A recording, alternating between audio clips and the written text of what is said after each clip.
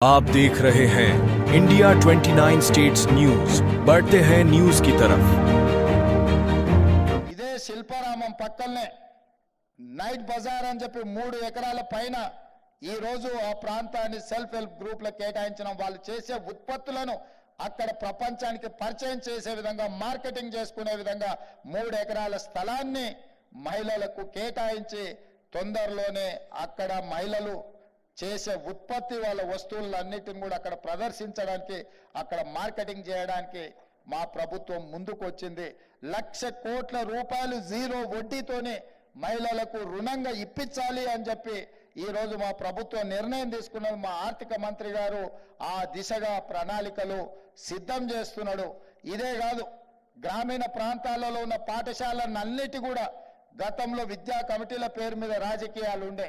నేను వచ్చిన తర్వాత ఒక కలం పోటుతోని రద్దు చేసి అమ్మ ఆదర్శ పాఠశాల అని చెప్పి సెల్ఫ్ హెల్ప్ గ్రూప్లలో ఉండే మహిళలు ఎవరి పిల్లలైతే ప్రభుత్వ పాఠశాలలలో చదువుతున్నారో ఆ తల్లుల చేతుల్లోనే ఆ పాఠశాల నిర్వహణ మొత్తం వాళ్ళ చేతుల్లో పెట్టినాం.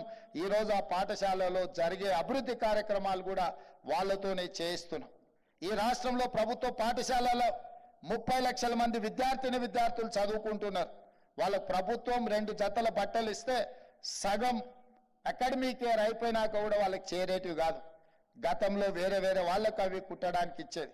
అన్ని రద్దు చేసి ఈ మహిళా సంఘాలకే అప్పచెప్తే స్కూలు తెరిచిన మొదటి రోజే 30 లక్షల డ్రెస్సులు వాళ్ళకు మొదటి రోజే అందించి ఈ మహిళలు పారిశ్రామికవేత్తలుగా రాణించారు.